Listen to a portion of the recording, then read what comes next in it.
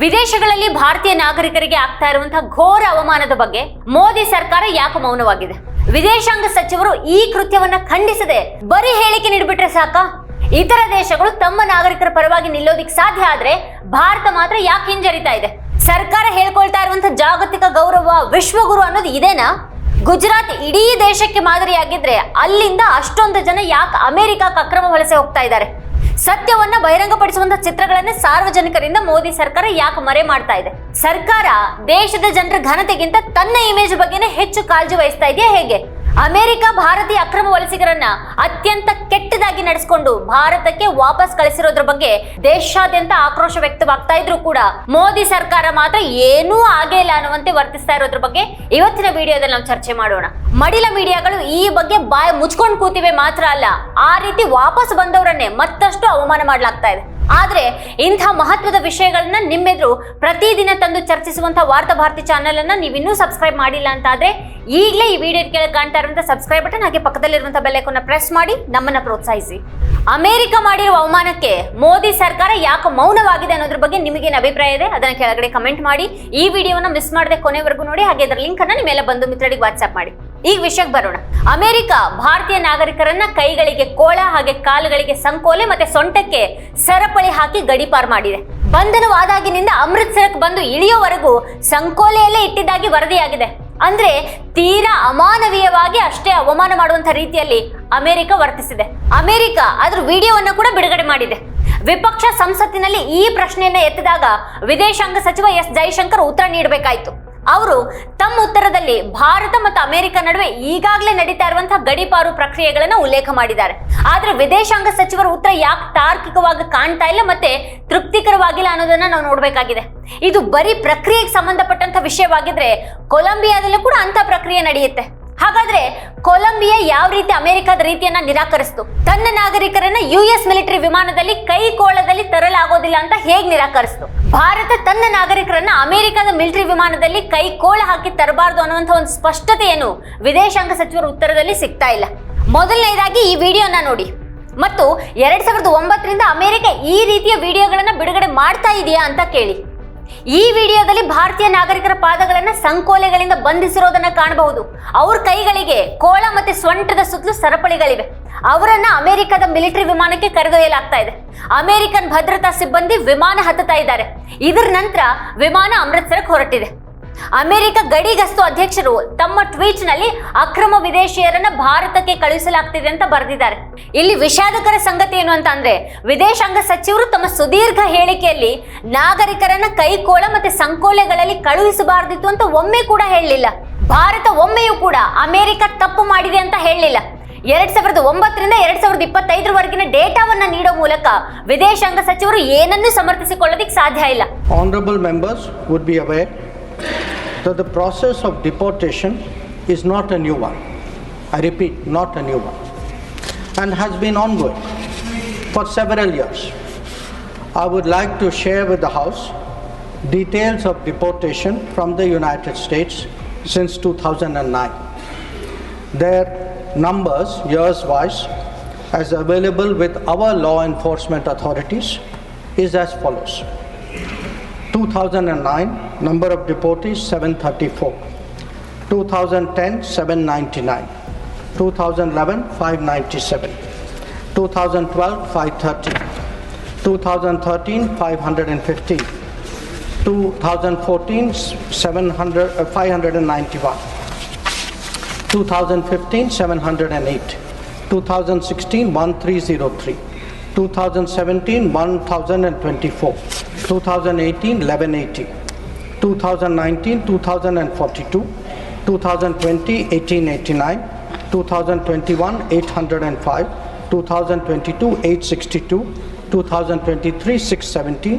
2024, 1368. 2025, 104. ಅಕ್ರಮವಾಗಿ ನೆಲೆಸಿರುವಂತ ಭಾರತೀಯರನ್ನ ಅಮೆರಿಕ ವರ್ಷಗಳಿಂದ ವಾಪಸ್ ಕಳಿಸ್ತಾ ಇದೆ ನಿಜ. ಆದ್ರೆ ಈ ಬಾರಿ ಟ್ರಂಪ್ ಅಕ್ರಮ ವಲಸಿಗರನ್ನ ಕಳಿಸಿರೋದು ಸಾಮಾನ್ಯ ಪ್ರಕ್ರಿಯೆ ಒಂದು ಭಾಗ ಅಲ್ಲ. ಅದು ಅಂತಹ ಸಾಮಾನ್ಯ ಪ್ರಕ್ರಿಯೆ ಆಗಿದ್ದು 2009ರಿಂದ ನಡೀತಾ ಇದ್ರೆ ವಿದೇಶಾಂಗ ಸಚಿವ ಎಸ್ ಜೈಶಂಕರ್ ಜನವರಿ 20ರಂದು ಟ್ರಂಪ್ ಹೇಳಿಕೆಗೆ ಎದ್ದು ನಿಂತು ಚಪ್ಪಾಳೆಯನ್ನ ತಟ್ಟಬೇಕಿತ್ತು. ಆದ್ರೆ ಗಡಿಗಳಲ್ಲಿ ತುರ್ತು ಪರಿಸ್ಥಿತಿ ಘೋಷಣೆ ಮಾಡಲಾಗಿದೆ ಮತ್ತೆ ಈಗ ಅಮೆರಿಕಾದಲ್ಲಿ ಅಕ್ರಮವಾಗಿ ವಾಸಿಸ್ತಾ ಇರೋರನ್ನ ಅವ್ರ ದೇಶಕ್ಕೆ ಹಿಂತಿರಿಸಲಾಗುವುದು ಅಂತ ಟ್ರಂಪ್ ಹೇಳಿದಾಗ ವಿದೇಶಾಂಗ ಸಚಿವರು ಕುರ್ಚಿಯಲ್ಲಿ ಕೂತೇ ಇದ್ರು. ಇಲ್ಲಿ ಸ್ಪಷ್ಟವಾಗಿ ಈ ಬಾರಿ ಟ್ರಂಪ್ ಅವರ ಘೋಷಣೆ ಸಾಮಾನ್ಯ ಪ್ರಕ್ರಿಯೆ ಅಡಿಯಲ್ಲಿ ನೀಡಲಾದಂತ ಹೇಳಿಕೆ ಆಗಿರಲಿಲ್ಲ. ಟ್ರಂಪ್ ತಮ್ಮ ಚುನಾವಣಾ ಪ್ರಚಾರದಲ್ಲಿ ಅವರನ್ನ ಅಪರಾಧಿಗಳು ಮತ್ತೆ ವಿದೇಶಿಯರು ಅಂತ ಕರೆದಿದ್ರು. 2009ರ ಡೇಟಾವನ್ನ ನೀಡೋ ಮೂಲಕ ವಿದೇಶಾಂಗ ಸಚಿವರು ಏನನ್ನು ಹೇಳದೆ UPA ಸರ್ಕಾರದಲ್ಲೂ ಕೂಡ ಗಡೀಪಾರ್ ನಡೆದಿದೆ ಅನ್ನೋದನ್ನ ಸೂಚಿಸಿದ್ದಾರೆ. ಆದ್ರೆ ಮೋದಿ ಸರ್ಕಾರದ ಅವಧಿಯಲ್ಲಿ ಈ ರೀತಿ ತೀರಾ ಅಮಾನವೀಯವಾಗಿ ಅವಮಾನಕಾರಿಯಾಗಿ ಮಾಡಲಾಗ್ತಾ ಇರುವಂತಹ ಈ ಗಡೀಪಾರಿಗೆ ಇದು ಸಂಪೂರ್ಣ ಉತ್ತರ ಅಲ್ಲ. 2009ರಿಂದ ಭಾರತೀಯರನ್ನ ಕೈಗೆ ಕೋಳ ಹಾಕಿ ಮತ್ತೆ ಸಂಕೋಲೆ ಹಾಕಿ ಭಾರತಕ್ಕೆ ಕಳಿಸ್ತಾ ಇದೆಯಾ ಅನ್ನೋದಕ್ಕೆ ಯಾವುದೇ ಉತ್ತರ ಇಲ್ಲ. ಅಮೆರಿಕ ಅವರನ್ನ ಭಾರತಕ್ಕೆ ಕಳುಹಿಸಿದ ನಂತರ ಈ ರೀತಿ ವಿಡಿಯೋಗಳನ್ನ ಟ್ವೀಟ್ ಮಾಡ್ತಾ ಇತ್ತಾ? ಹಾಗಿದ್ದಿದ್ರೆ ವಿದೇಶಾಂಗ ಸಚಿವರು ಖಂಡಿತವಾಗಿಯೂ ಅಂತ ಹಿಂದಿನ ವಿಡಿಯೋವನ್ನ ಹಂಚ್ಕೊಳ್ತಾ ಇದ್ರು. ಇದು ಎರಡು ದೇಶಗಳ ನಡುವೆ ತಿಳುವಳಿಕೆಯೊಂದಿಗೆ ನಡೀತಾ ಇರುವಂತಹ ಸಾಮಾನ್ಯ ಪ್ರಕ್ರಿಯೆ ಆಗಿದ್ರೆ ಆ ಮಾತು ಬೇರೆ ಆಗಿತ್ತು. ಕೊಲಂಬಿಯಾ ಹೇಗೆ ನಿರಾಕರಿಸ್ತು, ನಂತರ ಮೆಕ್ಸಿಕೋ ಹೇಗೆ ಅಮೆರಿಕ ವಿಮಾನವನ್ನ ಇಳಿಸೋದಕ್ಕೆ ನಿರಾಕರಿಸ್ತು, ಬ್ರೆಜಿಲ್ ಹೇಗೆ ಆಕ್ಷೇಪಿಸಿತು ಅನ್ನೋದನ್ನ ಇಲ್ಲಿ ನಾವು ಗಮನಿಸಬೇಕು. ಮೆಕ್ಸಿಕೋ ನಿರಾಕರಿಸಿದ ನಂತರ ಅಮೆರಿಕ ಇನ್ನೂ ಮೆಕ್ಸಿಕೋ ನಾಗರಿಕರನ್ನ ಗಡೀಪಾರು ಮಾಡೋದಕ್ಕೆ ಸಾಧ್ಯ ಆಗಿಲ್ಲ. ವಿದೇಶಾಂಗ ಸಚಿವರ ಹೇಳಿಕೆಯ ಪ್ರಕಾರ ಮೋದಿ ಅವಧಿಯಲ್ಲಿ ಅಮೆರಿಕ 12,442 ಭಾರತೀಯರನ್ನು ವಾಪಸ್ ಕಳುಹಿಸಿದೆ. ಇದು 2014ರಿಂದ ವಾಪಸ್ ಕಳುಹಿಸಲಾಗ್ತಾ ಇರೋರ ಸಂಖ್ಯೆ ಹೆಚ್ಚುತ್ತಾ ಇದೆ ಅಂತ ತೋರಿಸುತ್ತೆ. ಹಾಗೆ ಈ 10 ವರ್ಷಗಳಲ್ಲಿ ಅಕ್ರಮ ವಲಸೆ ಜಾಲವನ್ನ ಕೆಡೋದಕ್ಕೆ ಭಾರತ ತನ್ನ ಮಟ್ಟದಲ್ಲಿ ಏನು ಮಾಡಿದೆ ಅನ್ನುವಂಥ ಪ್ರಶ್ನೆ ಕೂಡ ಉದ್ಭವಿಸುತ್ತೆ. ಬೈಡನ್ ಮತ್ತೆ ಟ್ರಂಪ್ ಅವರ ಅಧಿಕಾರಾವಧಿಯಲ್ಲಿ ವಾಪಸ್ ಕಳುಹಿಸಲಾಗಿರುವಂತಹ ವಿಚಾರವನ್ನ ಒಂದೇ ಅಂತ ತೋರಿಸೋದಿಕ್ ಸಾಧ್ಯ ಇಲ್ಲ. ಎರಡು ಅವಧಿಗಳಲ್ಲಿ ನಾಗರಿಕರನ್ನ ಕಳಿಸುವಂತಹ ರಾಜಕೀಯ ಅರ್ಥ ಮತ್ತೆ ಸನ್ನಿವೇಶ ಸಂಪೂರ್ಣ ವಿಭಿನ್ನವಾಗಿವೆ. ಟ್ರಂಪ್ ಈ ಬಾರಿ ಅನೇಕ ದೇಶಗಳನ್ನ ಬಹಿರಂಗವಾಗಿ ಅವಮಾನಿಸ್ತಾ ಇದ್ದಾರೆ. ವಿದೇಶಾಂಗ ಸಚಿವ ಎಸ್ ಜೈಶಂಕರ್ ಭಾರತೀಯರನ್ನ ಈ ರೀತಿ ಕಳಿಸೋದು ಹೇಗೆ ಅವಮಾನ ಅಲ್ಲ ಅನ್ನೋದನ್ನ ವಿವರಿಸಬೇಕು.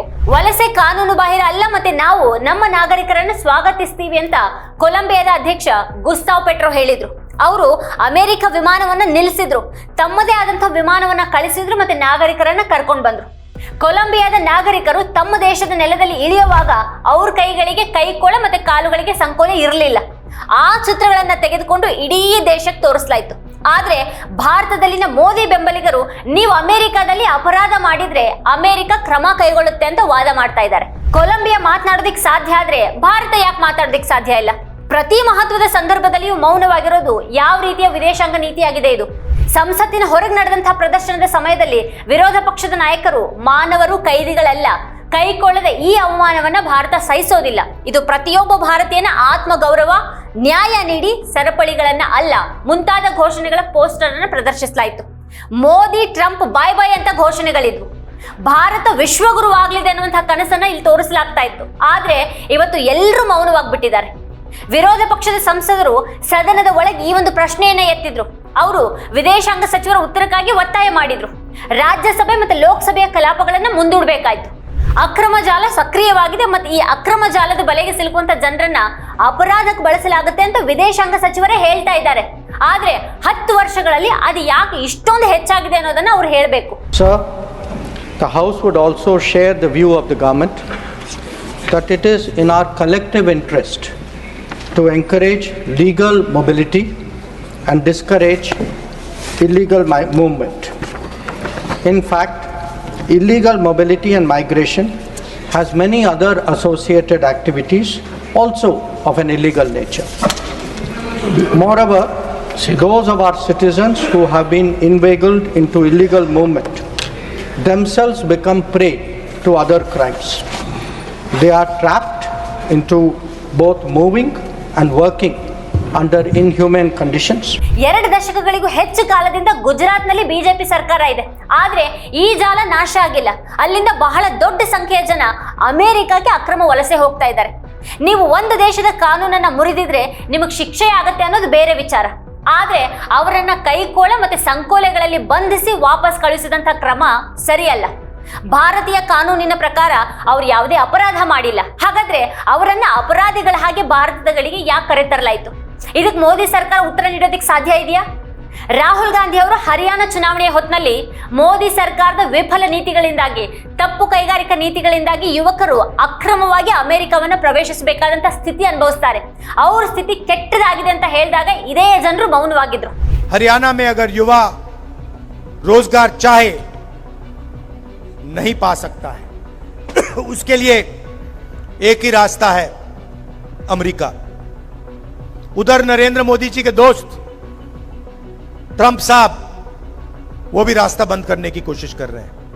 मोदी जी गले लगते हैं उनसे, और उनका भाषण सुनोगे तो कहते हैं मैं किसी को अमेरिका में अंदर नहीं आने दूंगा. मतलब हरियाणा के लोग यहां से जान बचाकर जा रहे हैं, और वहां नरेंद्र मोदी का दोस्त कह रहा है, जिससे वो गले लगते हैं, कह रहा है मैं इनको अंदर आने नहीं दूंगा. ठीक है, ರಾಹುಲ್ ಗಾಂಧಿ ಅವರು ಹೇಳ್ತಾ ಇರೋದು ಸರಿ ಅಂತ ವಿದೇಶಾಂಗ ಸಚಿವರು ಈಗ ಒಪ್ಕೊಂಡಿದ್ದಾರೆ.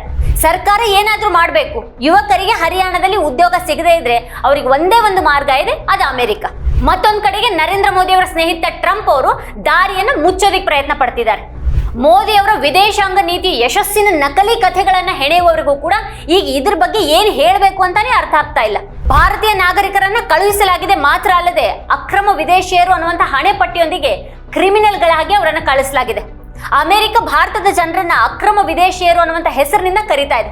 ಜಗತ್ತಿನಲ್ಲಿ ವಿಶ್ವಗುರು ಆಗೋದಿಕ್ಕೆ ವಹಿಸುವಂತ ಭಾರತದ ಪ್ರಧಾನಿ RSS ಮತ್ತೆ ಬಿಜೆಪಿ ಈ ನಾಚಿಕೆಗೇಡಿನ ದೃಶ್ಯದ ಬಗ್ಗೆ ಈಗ ಮೌನವಾಗಿದ್ದಾರೆ. ಜನವರಿ 24ರಂದು ಬಂಧಿಸಲ್ಪಟ್ಟ ಸಮಯದಿಂದ ಅಮೃತಸರ ವಿಮಾನ ನಿಲ್ದಾಣದಲ್ಲಿ ಇಳಿಯೋವರೆಗೂ ಅವ್ರ ಕೈಕೋಳವನ್ನ ತೆರೆಯಲಿಲ್ಲ ಅಂತ ಹೇಳಲಾಗ್ತಾ ಇದೆ. ಅವರನ್ನ ಹಲವು ದಿನಗಳವರೆಗೆ ಈ ರೀತಿ ಕೈಕೋಳದಲ್ಲಿ ಇರಿಸಲಾಗಿತ್ತು. ಕಾಲುಗಳಿಗೆ ಸಂಕೋಲೆಗಳಿದ್ವು, ಮತ್ತೆ ಆಸನದಿಂದ 1 ಇಂಚು ಸಹ ಚಲಿಸೋದಿಕ್ಕೆ ಅವಕಾಶ ಇರಲಿಲ್ಲ. ಸಾಕಷ್ಟು ಮನವಿ ಮಾಡಿದ ನಂತರ ಸರಪಳಿ ಸಹಿತಾನೆ ಶೌಚಾಲಯಕ್ಕೆ ಹೋಗೋದಿಕ್ಕೆ ಅನುಮತಿ ಕೊಟ್ಟರು ಅಂತ ಒಬ್ರು ಹೇಳ್ಕೊಂಡಿದ್ದಾರೆ.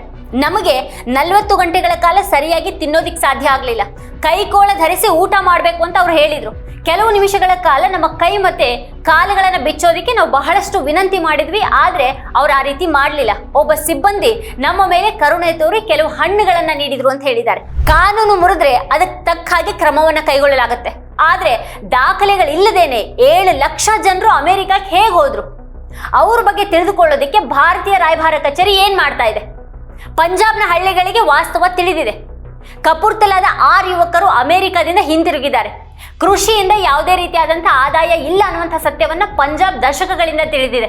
ಪಂಜಾಬ್ನ ರೈತರು ಕನಿಷ್ಠ ಬೆಂಬಲ ಬೆಲೆಯನ್ನು ಹೆಚ್ಚಿಸೋದಕ್ಕೆ ಒತ್ತಾಯ ಮಾಡಿದಾಗ ಅವ್ರ ಮೇಲೆ ಪೊಲೀಸ್ ದೌರ್ಜನ್ಯ ನಡೆಯುತ್ತೆ. ಹಾಗಿದ್ರೆ ರೈತರು ಏನ್ ಮಾಡ್ಬೇಕು? ಅವನು ತನ್ನ ಮಕ್ಕಳಿಗಾಗಿ ಅಪಾಯಕಾರಿ ಡಂಕಿ ವಲಸೆ ಮಾರ್ಗವನ್ನ ಆರಿಸ್ಕೊಳ್ತಾನೆ. ಆದ್ರೆ ಆ ಮಾರ್ಗದಲ್ಲಿ ಎಷ್ಟು ಯುವಕರು ಸಾಯ್ತಾರೆ ಅಂತ ಯಾರಿಗಾದ್ರೂ ಗೊತ್ತಿದ್ಯಾ? ಡಂಕಿ ಮಾರ್ಗದ ಮೂಲಕ ಹೋಗೋರಲ್ಲಿ ಹೆಚ್ಚಿನವರು ಗುಜರಾತ್ ಮತ್ತೆ ಪಂಜಾಬ್ನವರು, ಈಗ ಹರಿಯಾಣದವರು ಕೂಡ ಸೇರ್ಕೊಂಡಿದ್ದಾರೆ. ಪಂಜಾಬ್ ಮತ್ತೆ ಗುಜರಾತ್ನ ಜನರು ಯಾಕೆ ಹೋಗ್ತಾರೆ ಅಂತ ಅಂದ್ರೆ ಅವ್ರ ಜನರು ಈಗಾಗಲೇ ಅಲ್ಲಿ ಇದ್ದಾರೆ, ಅವ್ರಿಗೆ ಅಲ್ಲಿ ಸಂಬಂಧಿಕರಿದ್ದಾರೆ. ಅವ್ರು ಅಮೆರಿಕದಲ್ಲಿ ಏನಾದ್ರೂ ಸಿಕ್ಕು ಬಿದ್ರೆ ಅವರು ಅವ್ರ ಜಾಮೀನಿಗೆ ವ್ಯವಸ್ಥೆಯನ್ನ ಮಾಡ್ತಾರೆ. ಮತ್ತೆ ಅದಾದ ನಂತರ ಅವರು ಅಗ್ಗದ ಕಾರ್ಮಿಕರಾಗಿ ಅಲ್ಲಿ ಕೆಲಸ ಮಾಡೋದಕ್ಕೆ ಪ್ರಾರಂಭ ಮಾಡ್ತಾರೆ. ಅಮೆರಿಕ ಮಿಲಿಟರಿ ವಿಮಾನ ಅಹಮದಾಬಾದ್ ವಿಮಾನ ನಿಲ್ದಾಣದಲ್ಲಿ ಇಳಿದಿದ್ರೆ ಆಗ ಗುಜರಾತ್ ಮಾದರಿಯ ಸುಳ್ಳು ಕತೆ ಬಹಿರಂಗಗೊಳ್ತಾ ಇತ್ತು. ಗುಜರಾತ್ ರಾಜಧಾನಿ ಗಾಂಧಿನಗರದ 12 ಯುವಕರು ಅಕ್ರಮ ಮಾರ್ಗಗಳ ಮೂಲಕ ಅಮೆರಿಕಕ್ಕೆ ಹೋಗುವಂತಾಗಿದ್ ಯಾಕೆ? ಆಗ ಗುಜರಾತ್ ಸರ್ಕಾರ ಏನ್ ಮಾಡ್ತಾ ಇತ್ತು? ಗುಜರಾತ್ನಿಂದ 33 ಜನರನ್ನ ವಾಪಸ್ ಕರೆತರೋದಿಕ್ಕೆ ಗುಜರಾತಿನ ಯಾವ್ದಾದ್ರೂ ಸಚಿವರು ಹೋಗಿದ್ರ ಅನ್ನೋದನ್ನ ವಿದೇಶಾಂಗ ಸಚಿವರು ಹೇಳ್ಬೇಕಾಗಿದೆ. ಭಾರತೀಯರನ್ನ ವಾಪಸ್ ಕಳಿಸುವಂತ ಈ ಚಿತ್ರವನ್ನ ಯಾವುದೇ ರೀತಿಯಲ್ಲಿ ನಾವು ನೋಡಿದ್ರು ದೇಶಕ್ಕೆ ಇದು ಬಹಳ ದೊಡ್ಡ ಅವಮಾನನೇ ಆಗಿದೆ.